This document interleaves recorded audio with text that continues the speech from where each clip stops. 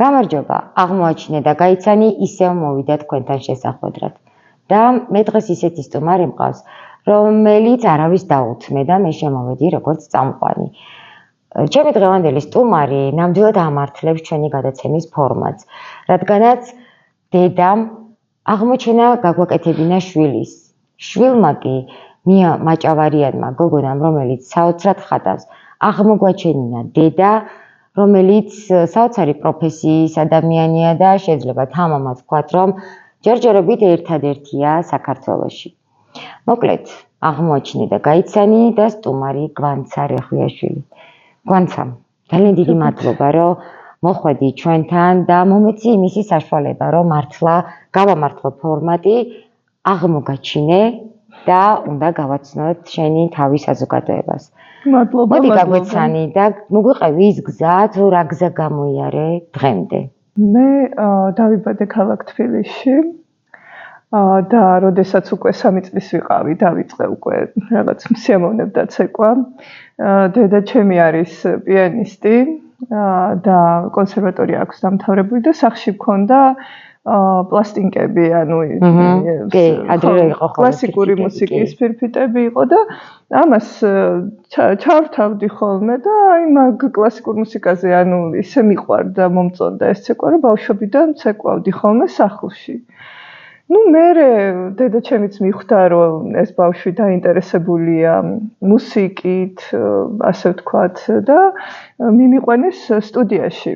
ის იყო თავისუფლების მოედანზე. ლიანა ერქვა ამ ქალბატონს, ვინც იმას შვებოდა. ცეკვის სტუდიაში ნახეთ. კი, ცეკვის სტუდიაში მივედი და მაშინ ქართულ ცეკვებზე დავდიოდი და დედა ჩემს უთხარი, რომ მეთქი არ მინდა მე ქართული ცეკვა, ზუსტად ვიცოდი, რომ მინდოდა ბალეტი და 3 წლის ვიყავი, რომ ოპერას ვუყურე და ეხლა 3 წლის ბავშვები ოპერას არ უყურებენ და საერთოდ ხმა არ მომიღია და რომ დამთავრდა ოპერა, სახლში არ მივდიოდი თურმე. არ ვიცი, ძალიან უცნაური თემაა, იმიტომ რომ 3 წლის ბავშვი რეალურად არ გაჩერდება, ხო, ესეთ სერიოზულ მუსიკას ვერ მოусმენს. ბოლომდე მოვუსმინე და მე უკვე გადავწყვიტე მე თვითონაც, რომ მე ამის გარეშე ცხოვრება არ შემიძლია და ჩავაბარე ჭაბუკიანის სკოლაში, თვითონ ვახტანგ ჭაბუკიანმა მიმიღო სასწავლებელში და როდესაც აი დავიწყე მუსიკაში ცეკვა, იქ იყო ქალბატონი ნინა დიდებულიძე, რომელმაც აი ზუსტად მახსოვს, რომ გამსინჯა და ვახტანგ ჭაბუკიანმა ტაში დამიკრა. მაშინ მახსოვს ბატონი ვახტანგ ჭაბუკიანი კოჭლობდა. ვერ დადიოდა კარგად ფეხზე უკვე, ტკიოდა სახსრები ასე შემდეგ, მაგრამ მე ვარ ძალიან ბედნიერი, მოვესწარი იმას, რომ ის ცოცხალი იყო სკოლაში. და მიმიღო სასწავლებელში. მაშინ იყო ბატონი თამაზ ვაშაკიძე, სკოლის სამხატვრო ხელმძღვანელი და ქორეოგრაფი, ბავშვებს გვიდგავდა ცეკვებს, ესე იგი საოცრად საინტერესო იყო მასთან მუშაობა. თვითონ ეს მუშაობის პროცესი. მასწავლებლებიც იყვნენ ძალიან კარგი, ასე ვთქვათ, ნინა დიდებულიძესთან მაქვს მე დავამთავრე სასწავლებელი და მე წარმატებულად, ესე ვთქვათ, იყო გამოცდები ჩავაბარეთ ოპერის თეატრში დაესწრო კომისია. ამ კომისიაში, რა თქმა უნდა, შედიოდა ქალბატონი ლალა მითაიშვილი, ირინა ჯანდიერი, ბატონი გოგი ალექსიძე იყო მაშინ ისა ოპერისა და ბალეტის თეატრის ქორეოგრაფი და მათ გადაწყვიტეს, რომ მე მიმიღებდნენ და დაახლოებით 40 გოგომ დავამთავრეთ სასწავლებელი და 6 მიგვიღეს, მეტი არა. ანუ ამ 6 ადამიანიდან რამდენიმე გავაგრძელეთ ოპერაში მუშაობა, დანარჩენი, რამდენი წლის იყავი მაშინ? დაახლოებით 19. განსაკუთრებულად მინდა აღვნიშნო, ჩამოდიოდნენ ფრანგები.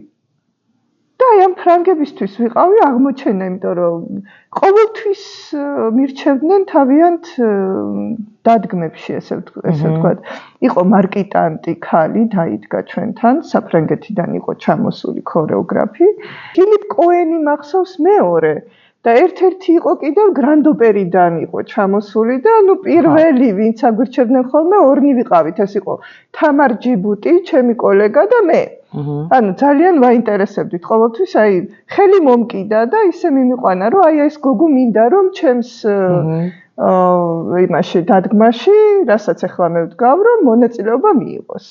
და ნუ მე რა თქმა უნდა სიებშიც ჩამწერეს, იმიტომ რომ ამ თვითონ ქორეოგრაფმა თქვა, რომ ეს გოგონა გვინდა რომ ვიცეკოს ამ ბალეტში და რა თქმა უნდა მე ქალბატონი მარინა ალექსიძე რეპეტიციობდა ამას ჩვენთან და საკმაოდ წარმატებულად ჩაიარა. შემდგომში ესე იგი ფილიპ კოენი ჩამოვიდა, სადაც ესევე მეც ამირჩია და მის დადგმაში ესე იგი ჯორჯ ბიზეს მუსიკაზე იყო სიმფონია C. ძალიან წარმატებული იყავი, როგორც ახლა მესმის, მაგრამ მოხდა ისე, რომ საქართველოს დატოვე. რატომ? ანუ საქართველოს რეალურად არ დამიტოვებია. ანუ გამოვიდა, რომ თეატრში შეიცვალა ხელმძღვანელობა 2004 წელს დაახლოებით და მაშინაც რაც ბატონი გოგი ალექსიძის დროს როლები მქონდა, ყველაფერი ისევ იგივენაირად წავიდა, ანუ იგივე დინებას მივყვებოდი. და რაღაცა პერიოდი დადგა ისეთი, რომ მომინდა სოლოების ცეკვა, ანუ მივხვდი, რომ შემეძლო მეტის გაკეთება. და როდესაც ეს მოთხოვნა დადგა, რატომღაც ანუ არ ვიცი რა მოხდა, მაგრამ ნუ არ განვითარდა ჩემი, არ ვიგრძენი, რომ ამ პროფესიაში მე არ ვითარდები თითქოს, არ ვიცი, შეიძლება ეს ჩემი ის იყო აზრი ასეთი, მაგრამ მივხვდი, რომ რაღაცნაირად მჭირდება მეტი განვითარება. და შემდგომში უკვე დავუკავშირდი, ესე იგი, დანიის სამეფო თეატრის ესე იგი სამარსკული იყო ესეთი საზაფხულო სასწავლებელი და მანდ იყო ესე იგი მისი დირექტორი იყო ქალბატონი ვივი ფლინტი რომელიც ნურიევთან ერთად რუდოლფ ნურიევთან ერთად ცეკვავდა თავის დროზე და ამ ქალბატონმა ესე იგი მითხრა რომ ვიდეო გამომეგზავნა ჩემი და რომ ნახა ჩემი შესრულებული ცეკვა სემინარზე მიმიღო. ნუ იქ მივიღე სულ სხვა განათლება. მე რაც ვიცოდი დაუშვათ ჭაბუკიანში იყო ასე და იქ იყო სულ სხვანაირად. ანუ დიდი სხვაობა იყო თვითონ საბალეტო ტექნიკაში. რასაც ანუ წახვედი კარიერული გაზრდის მიზნით. დიახ. მაინტერესებდა რა სხვაობაა ვაგანოვას სკოლასა და ევროპულ სკოლას შორის. აი ძალიან საინტერესოა, იცი ზუსტად მივედით იქამდე, ჩვენ დაუშვათ ვიცნობთ და ვიცით კლასიკური რუსული ბალეტი. აი რუსულ ბალეტსა და ევროპულ ბალეტს შორის განსხვავება სწორედ ახლა შენგან გავიგებთ, რადგანაც ზუსტად ის ადამიანი ხარ, რომელმაც ეს შენ თავზე გამოსცემ. კი, ვისწავლე. აი რა განსხვავებაა? განსხვავება იმაშია, რომ რუსული არის უფრო ათლეტური და სპორტული, რა ვიცი, რაც დავაკვირვებაში, რომ როდესაც დავაკვირდი უკვე, უფრო ათლეტური და სპორტულია და ევროპული არის უფრო, აი როგორ გითხრათ, აი შემოქმედებითი. უფრო ცეკვასთან ახლოს ხარ, მუსიკასთან ახლოს ხარ. სხეულს გრძნობთლიანად როგორ არის გაჟღენთილი, იჟღინთება აი ამ მუსიკაში თვითონ. შემდგომ უკვე დანიის სამეფო თეატრში რომ უკვე ვეღარ გამიგრძელდა იქ ყოფნა გარკვეული მიზეზების გამო, არ მინდა ამაზე საუბარი, შემდგომში შევხვდი ქალბატონ ასტრა სტერნს. ეს იყო პირადი ბალერინა ჯორჯ ბალანჩინის, ამერიკელი ქორეოგრაფის, რომელიც ქართველია, რა თქმა უნდა, მოგეხსენებათ, გიორგი ბალანჩივაძე და მასთან ისწავლა დაამთავრა ამერიკული სკოლა და მას ჰქონდა გახსნილი თავისი სკოლა. ანუ CCB კომპანია, სადაც ახალგაზრდა სერიოზული მოცეკვავები მოდიოდნენ და სწავლობდნენ მასთან ამერიკულ სტილს, ცეკვის. ყველაფერს აქვს მნიშვნელობა, აი, რამდენჯერ შეიძლება გააკეთო დაუშვათ ესა და ეს მოძრაობა.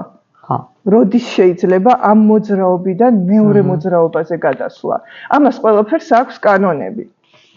ანუ უბრალოდ არ შეიძლება შენ მოცეკვავე აიყვანო და იქ უბრალოდ რაღაცა მისცე კომბინაცია და გააკეთოს. არის კანონები. ანუ ეს რაღაცა კანონები უნდა დაიცვა. როდესაც მე გელოდებოდი, მოვიძიე რაღაც ინფორმაციები და არ ვიცი რამდენად მართალია, მაგრამ მე ვიცი, რომ სპეციალურად შენთვის დგამდნენ პატარა საბალეტო ნორმებს, ისეთი მეტრები ბალეტის, როგორიც ბალანჩინი და ანდრია ბალანჩივაძეს ოჯახი იყო. მართალი ვარ? კი. აი, რა იყო ეს შენთვის? ალბათ ძალიან ამაყობ ამ ყველაფერს. კი, რა თქმა უნდა, იმიტომ რომ მე მაქვს შესრულებული ბატონი ანდრეი ბალანჩივაძის, ესე იგი ოპერიდან ინდური ცეკვა. რომელიც თვითონ ბატონი ანდრეი ბალანჩივაძის შვილმა დამიდგა, ჯარჯი ბალანჩივაძემ. და მისმა დამ ცისკარი ბალანჩივაძე რეპეტიციაზე. აი როგორი გრძნობა ეს შენთვის, ახლა რო ყვები თვალებში გიყურებ და ხედავ როგორ ძალიან ბედნიერი ცისკარი გაგიწკრა. იმიტომ რომ მთლიანად ორკესტრი რომელიც ოპერაშიც უკრავდა ეს ხალხი თვითონ მოდიოდა, იმდენად უყვარდათ მათი ოჯახი. რომ მოდიოდნენ და უბრალოდ უფასოდაც უკრავდნენ მათთვის კონცერტებზე. მეც უფასოდ მონაწილეობდი, იმიტომ რომ ძალიან ახლოს ვარ ამ ოჯახთან. ფლობ ტექნიკას, რომელიც ჯერ საქართველოში არ არის. არ არის, ამიტომ თეატრში ცოტა უცნაურად შემომხედეს, იმიტომ რომ დავბრუნდი. ქალბატონი ნინო ანანიაშვილს ვთხოვე, რომ უკან მივეღე. რატომღაც მას არ უნდოდა ჩემი მიღება, მაგრამ რაღაცნაირად მე მიმიყო, არ ვიცი. ახლა რამდენადაც ვიცი, არ ხარ ოპერისა და ბალეტის თეატრში. არა ვარ. და გეტყვით რატომ? იმიტომ რომ მე მიყურებდნენ როგორც უცნაურს. ეხლა გეტყვით რატომ? იმიტომ რომ გაკვეთილების დროს აი შემეძლო დავუშვათ ავსულიყავი, იქ იყო რაღაცა აივანივით პატარა და იქ ვიდექი რომ მე თვითონ მე ვარჯიშა. ხო. შემეცვალა მენტალობა ვარჯიშის მხრივ, იმიტომ რომ იქ რაც ვნახე, ეს ისაქ არ იყო. დავუშვათ, ხო? და ნუ ეხლა რა თქმა უნდა, თეატრში გიყურებენ უცნაური, რატომ შენ მოდიხარ და იმას არ აკეთებ, რასაც მე გაძლევ. განა იმიტომ რომ მე ის არ მიყვარს. ხო. პირადულში არ უნდა მიიღოდნა. ანუ მინდა ისე გავხურდე, როგორც მე ჩემს ხელს ეხმარება. ახლა კიდე მეორე აღმოჩენას გავაკეთებ ჩვენ ამ გადაცემაში. გახსენი შენი საბალეტო სტუდია. ანუ ჩემი არ არის. როგორ არის ახლა? მე ამისთან ხარ მაქვს რომ საბალეტო სტუდია ესე ავიღო და ჩემით გავხსნა და რაღაცა. ანუ ვქირავ. მაგრამ ეს არის კვირაში ერთხელ ვქირავ. ისინი არიან არაპროფესიონალი მოცეკვავები. აი დავუშვათ ნებისმიერ ადამიანს ვინც დავუშვათ უნდა რომ ფორმაში იყოს და კარგად გრძნობდეს. აი ფიტნესის მაგერად დავუშვათ მოვა და ივარჯიშებს. აი რა საინტერესო რაღაცას ლაპარაკობ. მე ძალიან ხშირად გამიგია ხოლმე უკვე დიდი გოგონებისგანაც, ქალებისგანაც, რომლებიც ამბობენ რომ აუ ძალიან დიდი სრული აქვს, რომ ერთხელ მაინც ბალერინას როლი მოირგოს. ანუ ეს ახალი მეთოდი, რომელიც საქართველოში დანერგე, ყველას აძლევს საშუალებას მოვიდეს. კი, იმიტომ რომ მე ამისი საშუალება არ მაქვს, რომ აკადემია გავხსნა. ვიღაცა მითხრა, რომ აი აკადემია რატო დაარქვი? იმიტომ რომ მე ხომ აკადემიურად ვასწავლი. ну რა მნიშვნელობა აქვს? აკადემი ballet at home. სახლში, იმიტომ რომ მე არ მქონდა მაგის საშუალება, რომ სკოლამ გამეცნა. და რამდენი მსმენელი ყავს ამ ეტაპზე? ამ ეტაპზე 20-მდე არიან. 20-მდე ადამიანი მოდის, მიდის. ესე არ არის რომ სულია რომ გამუდმებით, მაგრამ რა თქმა უნდა მომავალში იქნებოდა უფრო სასურველი, რომ ყოფილიყო სერიოზული ბალეტის სკოლა. აი რას განავითარებდი და შენ როგორც ახლა ამდენი საბალეტო ტექნიკას. როგორ? რომელიც არის უფრო როგორ გითხრათ ადვილი და უფრო 6-4 წელიწადში შეისწავლება, ვიდრე დავუშვათ ისწავლო იქ 8 და 10 წელი და დაიტანჯო დავუშვათ რაღაცა ზედმეტი მოძრაობების კეთებით, როცა არ არის საჭირო. აი შესაძლებელია რომ უფრო ადვილად მიაღწიო იმას, რასაც შენ აღწევ დავუშვათ 8-10 წელიწადში და ასე შემდეგ. მაგრამ რაღაცა მონაცემი უნდა გქონდეს, რა თქმა უნდა. ანუ აი რა მონაცემები უნდა გქონდეს, რა კრიტერიუმებს უნდა აკმაყოფილებდეს ადამიანი, რომელიც მოვა შენ სტუდიაში? ესე არ ვირჩევ მე ყველას ვიღებ. ყველას იღებ. იმიტომ რომ ხომ გითხარით, ჩემი არ არის აკადემიური სკოლა.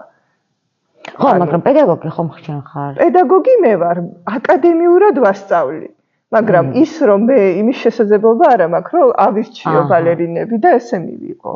როგორ უნდა მოგძებნონ, როგორ უნდა მოვიდნენ სურველები შენთან? მე მაქვს Facebook-ზე მაქვს და Instagram-ზე ჩემი საიტი, ასე ვთქვათ, გვერდი, Academy Ballet at Home, ესე ქვია. და ტელეფონის ნომერი და მისამართი არის არჩილ ცაგარელის ქუჩა 82. და Facebook-ზე შეგიძლიათ ჩვეულებრივად მოძებნოთ გვანცა რეხულაშვილი, მიწეროთ და ნამდვილად გირჩევთ, იმიტომ რომ ეს იქნება რაღაც განსხვავებული და რაღაცა ახალი გამოწვევა ნებისმიერი თქვენთაგანის ცხოვრებაში. შეუძლიათ თუ არა მამაკაცებს მოგმართონ? რა თქმა უნდა, მე მყავდა უკვე სტუდენტი მამაკაცი, ალექსი, რომელიც იყო იტალიელი. რატომაც ქართველ ბიჭებს ვერ ვიზიდავ თუ არ ვიცი რა ხდება, არ ვიცი. შეიძლება გონიათ, რომ ეს სირცხვილია, რომ იცეკვონ ბალეტი, მაგრამ ნამდვილად არ არის სირცხვილი. რაც ევროპულ ბალეტსაც სჭირდება ამდენი დიეტები, მე ვიცი რომ ბალერინები მუდმივად უწუნებენ ხოლმე რომ შეათ, რომ რაღაცა აკლია. შეათ. და ევროპულსაც მასია, ხო? იცით როგორ არის? დიდი მოთხოვნა ვერ შევამჩნიე მე დანის სამეფო თეატრში, რომ ვიღაცამ არ უნდა ჭამოს. საკმაოდ ისეთი ბალერინებიც მინახია, რომლებსაც ხორციც აქვთ და ყველაფერი, ლოყებით. ამ ბოლო ხანებში რაღაცა ტრენდულიც გახდა ეს, ხო? ძალიან კარგად ცეკვავდნენ. როდესაც ხარ ბალერინა, ძალიან რთული პროფესიაა, ხო? და ძალიან ბევრი გჭირდება იმუშაო შენს თავზე. მოტივაციაც საჭიროა. როგორ არის ხოლმე ამ დროს ოჯახი და კარიერა? ფაქტიურად სახში არ ხარ.